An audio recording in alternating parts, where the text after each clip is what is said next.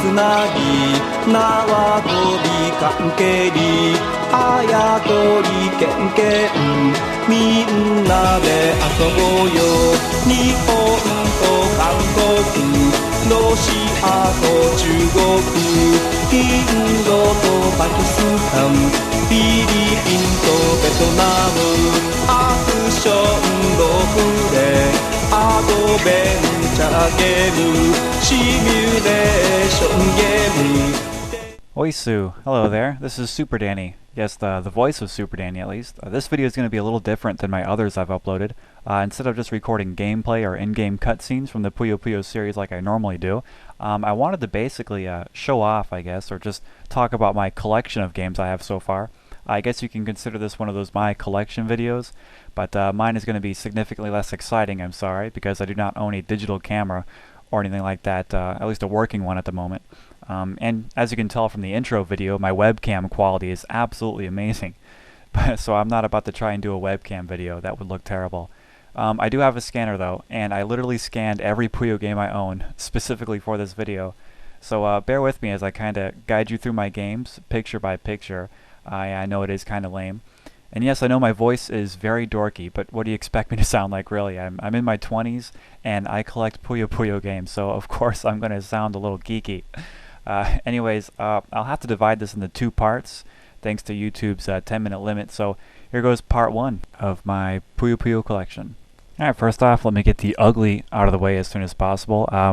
First, we have my Puyo Puyo Fever games. Yes, Super Danny actually does own Fever games, 3 in fact, and one is actually a Japanese import. And yes, he has played them all, and he hates them all. How shocking.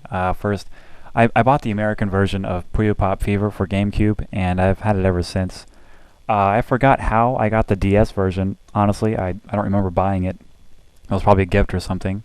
And then yes, I actually went out of my way to import Puyo Puyo Fever 2. This scan is supposed to be the PlayStation 2 version, but for some reason my scanner cut off the top part of the box. Oh well. I only imported it because the price was so ridiculous. PlayAsia, they had some kind of sale back when the game was pretty new, and I took advantage of it.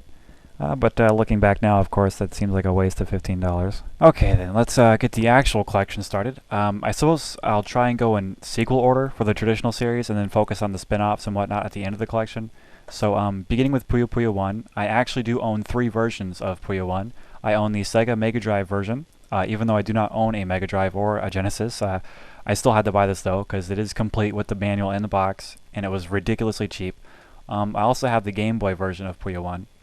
Not advanced, not color, I'm talking old black and white Game Boy. I could only get the cartridge, but it was less than like $4, I think. I'm not sure, I actually bought it in Japan, and the yen I spent for it was almost nothing. And besides, look at the cartridge art. I mean, look at Arlie, look at Carbuncle. How can you not buy it? That's like the coolest cartridge art ever. Oh, also, Arlie's name. I pronounce it Arlie. I know it's probably wrong. I don't say Arla or Autodo. It's just a bad habit, I guess. I've always said Arlie, so sorry. But my last version of Puyo 1 is Puyo Puyo CD for the PC Engine. And no, I do not own a PC Engine, but it was another really cheap buy. And the game actually does play all the audio tracks in a CD player, despite Arlie's adorable drama track specifically telling you not to use it for music, because there is computer data on it, and I guess it could get messed up, but it still works fine for me. All the in-game dialogue and a handful of background music can actually be played on a CD player, so good stuff. Some of the voices are just hilarious though, you gotta hear it. Santa! 違う! Santa! やっぱりあんたが仕掛けた罠だったのね! だから、私はサンタではない! Okay. So, continuing on in Puyo history, after 1 of course comes 2, and I do actually own 4 versions of Puyo Puyo 2. The first one I bought was Super Puyo Puyo 2 for the Super Famicom, and again, I do not own a Super Famicom, but I do own a Super Nintendo, and I can play the game on it just fine, after using pliers, of course, to perform minor surgery on it. Another bargain buy. As you can see, I only got the cart, nothing else. I know, what's the point of owning just the cartridge? But I fixed that mistake by getting Puyo Puyo 2 Remix, full, complete with box and manual. I could probably do a 10-minute rant all about how much I love Puyo manuals, but I'll try and avoid making this video too long. Just know that I consider Puyo manuals a very big deal when it comes to owning these games. which brings me to Puyo Puyo 2 K-Ban for the PlayStation. Nice blurry scan, that's lovely. Anyways, a word of advice to any of you who plan to shop in Japan. This little sticker here means minus 500 yen because there is no manual. And of course, I had no idea when I bought the game, and I was a little disappointed, obviously, that there was no manual with my game. But even without the manual, the game is still amazing. I ripped a video or two of it here on my channel. You can find it there. Good stuff. And lastly, I do actually own a rare version of Puyo 2. At least I consider it rare. Puyo Puyo 2 for the Wonder Swan, actually. And before you assume that I do not own a Wonder Swan, I actually do. It's an awesome handheld, and I own 3 games for it. I have the Wonder Swan Crystal, the newer one with the color games. And for those of you wondering what the heck a Wonder Swan is, it's a handheld video game system made by Bandai. It was only released in Japan. This version of 2 is actually really cool. It is black and white, but the Puyo shapes are really unique, and the game is fully voiced. Yes, the trademark chain cries sound really good on a Wonder Swan, actually. I was really impressed. And moving on, we have Puyo Puyo Sun, of course. I do indeed love Puyo Puyo Sun, but I do only own one version of it, Puyo Puyo Sun K-Ban for the PlayStation. With manual, thank goodness. Compile really went all out with the manual for this one. It's got stickers, full-colored mangas, even silly pictures of Munitani cosplaying as Satan-sama. What's there to say about Sun? I mean, it's an amazing game. I mean, you can obviously tell I like it. I have pretty much the entire game ripped as videos here on my channel, so check them out.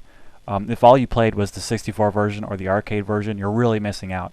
This and the Saturn version really put those to shame. These are the best way to play Sun is on either the Saturn version or the PlayStation version. And lastly, of the traditional Puyo games at least, we have Puyo Puyo 4, or Puyo Puyon, however you want to say it. I only have the Dreamcast version, although I'd probably kill a man for the PlayStation or Game Boy Color versions. Those are both very good standalone versions. The Dreamcast one is my favorite though. Gotta love that high resolution. The game's art style and story are absolutely amazing. I quickly fell in love with this game, and it's still my absolute favorite Puyo game ever. It took the Puyo Puyo story in a more serious tone, I think, and I think it was really done perfectly. I could probably rant this whole video about this one game, but I'll try and save you from that. Ida-chan actually managed to rip every dialogue cutscene in the game, and she's sharing them here on YouTube. So if you're curious, check her channel to see pretty much the entire game story-wise. Ida-chan, you can find her in my subscriptions. Alright, that about does it for the traditional Puyo games that I own. Check out part 2 of my Puyo collection, where I talk about all the other miscellaneous games and the spin-offs that I own.